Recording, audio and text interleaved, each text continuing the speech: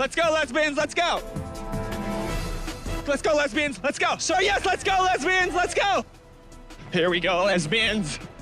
Here we go, lesbians, come on! Well, it's that time of year. People fighting on the internet about nothing, and companies changing their Twitter icons to show that, you know, gay people can buy our stuff too. Happy Pride Month, everybody. I was going back and forth on making a video like this for multiple reasons. One, it's not like anything I've ever done on here. 2, I have that MLP retrospective I'm supposed to be doing. And 3, the MLP community. Just the MLP community.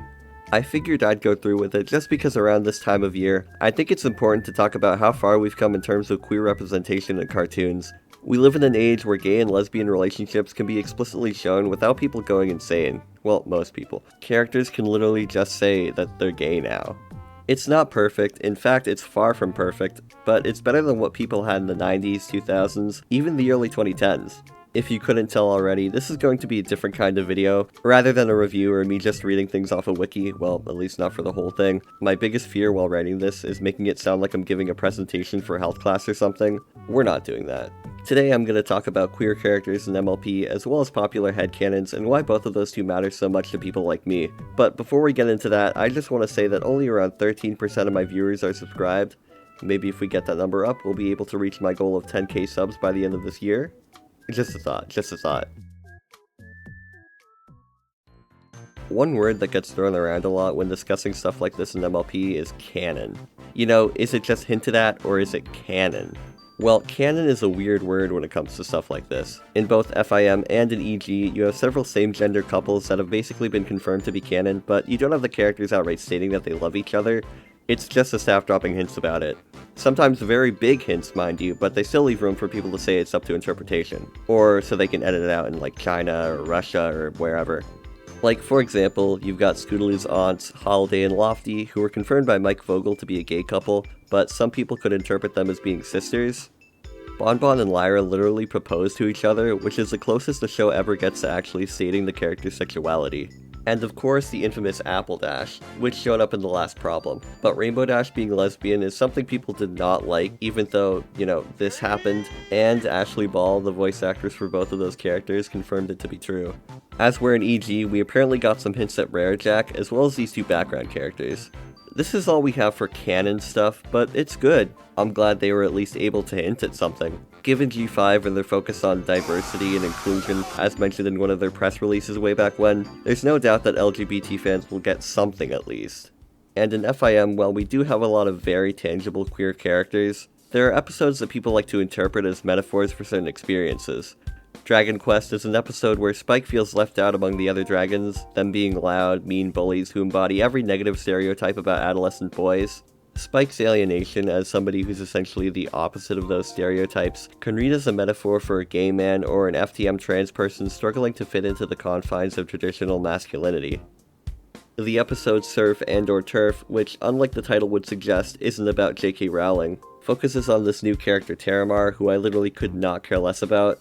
But his whole deal is deciding whether to live with his dad on land or with his mother in the ocean. At the end of it, he decides he's not going to make a choice. Having to choose between two things, and wanting to just go back and forth as you please, is a metaphor that I'm not even going to explain because it's so obvious what some people interpret that episode as being.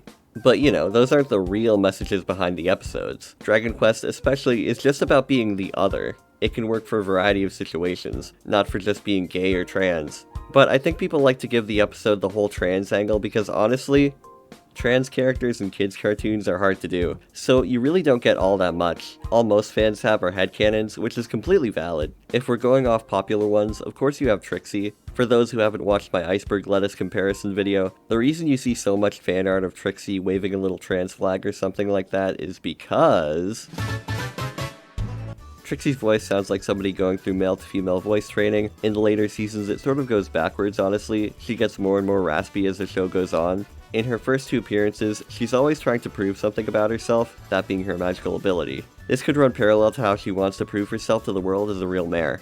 She's always been seen in a wagon. Maybe this means her parents would have kicked her out or she wasn't accepted in her own community. And the three most damning pieces of evidence for this headcanon: all the other mares in the show have two reflections in their eyes, while Trixie only has one. Trixie was originally envisioned as a stallion. You can see in the 2008 pitch bible for FIM where she's drawn with short hair. And Lauren Faust tweeted this out in 2016 regarding one Season 1 character being trans. So it's pretty easy for some people to conclude that all this must mean something regarding her gender identity. As well as Trixie, you have Caramel, who changed genders halfway through the show, and Big Mac. He's not trans, nor do I headcanon him as trans, but I don't know. He's got something going on. And if I had to list off all the popular WLW ships in the show, I think we'd be here all day, but you know. You've got your Star Trek, Star Twi, Flutterdash, Twi Pie, Rare Jack, Octoscratch, Marilyn Monroe. But it's more than ships. Most of the time, people will just headcanon characters with certain identities, and that'll be it. Either because they see themselves in a character, or just because. You don't even need to have any evidence, at least in my opinion. If you think Twilight is bi, then you think she's bi. Don't see an issue with that. But when there is stuff that people consider evidence for a character's sexuality, a lot of people like to argue against that certain headcanon, just because they think it falls under stereotyping. I'm specifically talking about the Rainbow Dash being gay thing. People back in the day would like to say how it's a stereotype to have the sporty character with short hair be a lesbian, but the whole concern over stereotyping doesn't really apply if it's an LGBT person making the headcanon for themselves. For example, if I as a trans girl project onto Fluttershy because I get shy due to gender dysphoria, that's not stereotyping. If a lesbian person projects onto Rainbow Dash because they both present more masculine, that's not stereotyping. If a queer person sees themselves in a character and gains validation from sharing their identity with them, it's not the same as saying, oh, X character is this because this kind of person acts a certain way. It's, this character is like me, so I feel they are whatever identity I am as well.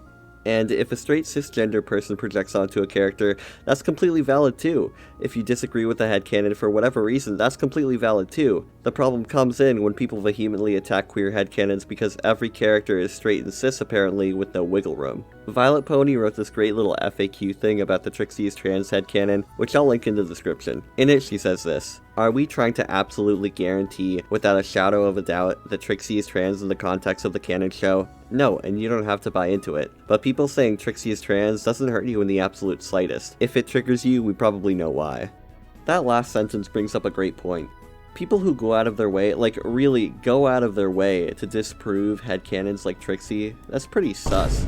And even going back to the Rainbow Dash thing, there's this 10-year-old article people like to quote out of context where Lauren Faust allegedly proves Rainbow Dash isn't gay.